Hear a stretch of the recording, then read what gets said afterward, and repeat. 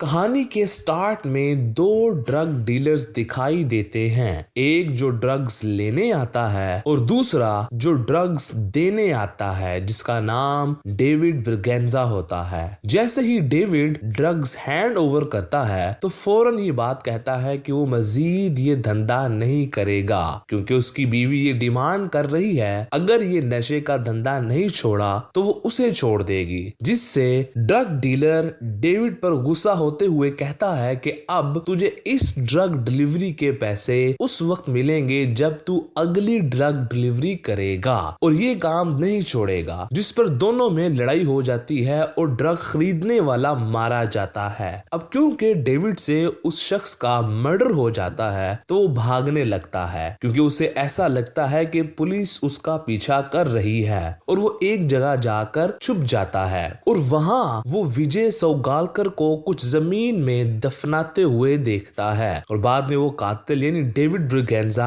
पकड़ा जाता है। विजय एक केबल ऑपरेटर का काम करता है और साथ ही थिएटर भी चला रहा होता है और इसके अलावा एक फिल्म भी बनाना चाहता है, जिसके लिए वो एक मशहूर लिखारी मुराद साहब से फिल्मों की कहानियां डिस्कस कर रहा होता है। अब विजय की एंट्री एक फिल्म देखते हुए होती है, जिस फिल्म का पहला डायलॉग ये होता है, सच पेड़ के बीज की तरह होता है, उसे जितना भी दफनाओ एक दिन बाहर आ ही जाता है। अब इस डायलॉग से ये चीज की तरफ इशारा किया जा रहा है कि जो विजय और उसकी फैमिली ने मर्डर किया और उस लाश को दफना दिया, वो सच एक ना एक दिन बाहर आ ही जाएगा। विजय जिस ऑफिस में बैठता है वहां सीसीटीवी कैमरास लगे होते हैं, जहां से थिएटर के अंदर और बाहर के मनाजिर साफ दिखाई देते हैं। विजय रोज बार में जाकर अपने एक खास दोस्त के साथ शराब पिया करता है। इधर तब्बू और रजत कपूर, जिनका बेटा सैम विजय की बेटी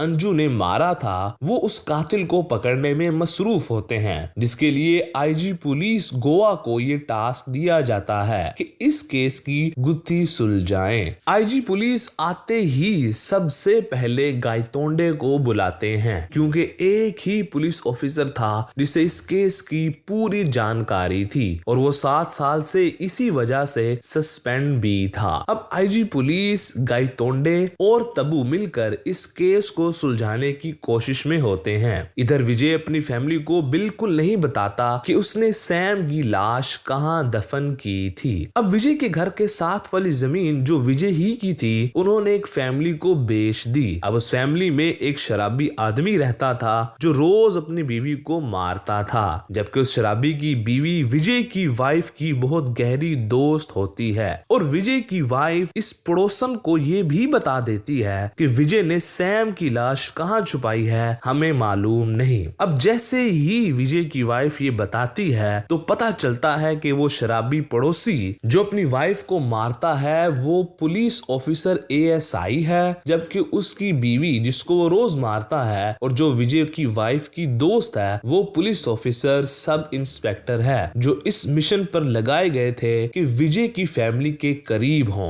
और उन्होंने विजय के घर में रिकॉर्डिंग के लिए डिवाइसेस भी लगा ली थी और सब कुछ रिकॉर्ड भी कर लिया था और ये सारा काम तब्बू ने खुद करवाया था। अब आईजी पुलिस अक्षय खन्ना को सब बताया जाता है। अब विजय जो फिल्म लिख रहा होता है उसे बनाता नहीं, जिस पर लिखारी मुराद कहता है कि यार ये कहानी चोरी हो जाएगी, जिस पर विजय कहता है मुराद साहब मैंने ये कहानी लिखवा कर इसका नॉवल छपवा दिया है और कुछ ही बुक स्टोर में इस किताब को रखा भी है, अब कोई इस किताब को, इस स्टोरी को चोरी नहीं कर सकेगा। अब जो ही आईजी पुलिस विजय की फैमिली को पकड़ने के लिए घेरा तंग कर रहा होता है, वो ड्रग बेचने वाला डेविड, जिसने फिल्म के शुरू में विजय को डेड बॉडी दफनाते हुए देखा था, वो जेल से रिहा हो जाता है और उसे पता चलता है कि पुलिस उस शख्स को बड़ा इनाम देगी जो सैम की लाश का पता बताएगा और कातिल का भी, जिस पर डेविड पुलिस को बता देता है कि विजय ने लाश पुलिस स्टेशन के नीचे छुपाई थी, जो पुलिस को फाइनली मिल जाती है। अब विजय की फैमिली की रिकॉर्डिंग सुनने के बाद और डेविड के जरिए पुलिस स्टेशन के नीचे से सैम की बॉडी मिलने के बाद आईजी पुलिस विजय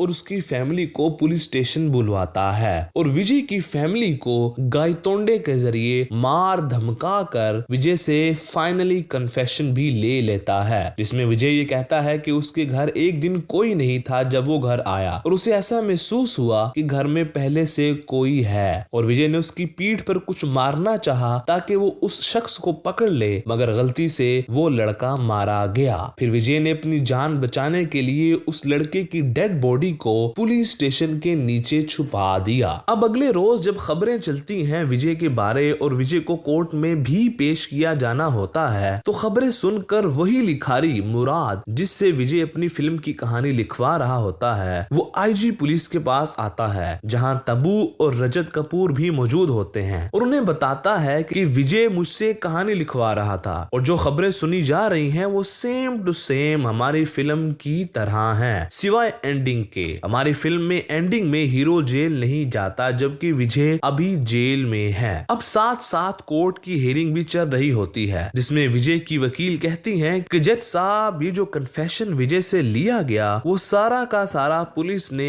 एक पहले से छपने वाले नॉवल ऋषम से लिया है और वो किताब विजय की वकील जज साहब को दे देती है और कहा जाता है ये सब का सब फोर्स था और जो कन्फेशन भी दिया गया वो जबरदस्ती मार धमका कर लिया गया। अब जज साहब को उसी दौरान पुलिस स्टेशन के नीचे से मिलने वाली डेड बॉडी के डीएनए रिपोर्ट भी दे दी जाती है जिसमें लिखा होता है कि जो बॉडी पुलिस स्टेशन के नीचे से मिली है वो सैम की नहीं है। अब जब ये खबर मिलती है तो आईजी पुलिस और तब्बू हैरान रह जाते हैं और राइटर से पूछते हैं अगर विजय एंडिंग में हीरो को जेल जाता नहीं देख सकता था तो फिर वो एंडिंग किस तरह की चाहता था, क्योंकि सारा का सारा मामला विजय की फिल्म की तरह हो रहा था। तो ये जानना चाहते थे कि आगे क्या होगा। मुराद ने बताया कि विजय ने मुझसे पूछा कि आप लिखारी हैं, बताएं अगर लाश मिलती है पुलिस स्टेशन के नीचे से तो पुलिस क्या करती है। तो मैंने बताया कि पुलिस उसका फोरेंसिक करती है सबसे पहले, जिसमें ये पता चलता है कि लाश का जेंडर क्या है, उस बॉडी की एज क्या है और फिर डीएनए के लिए बॉडी को उस जगह भेज दिया जाता है। और फिर मुराद कहता है कि विजय ने कहा एंडिंग ये होनी चाहिए कि हीरो जिस जगह डीएनए के लिए बॉडी जाती है उसके गेट कीपर से दोस्ती कर लेता है और जैसे ही पुलिस को बॉडी पुलिस स्टेशन के नीचे से मिलती है तो वो उस जगह ले जाती है जहां का गेट कीपर विजय का दोस्त होता है। अब उस दोस्त की मदद से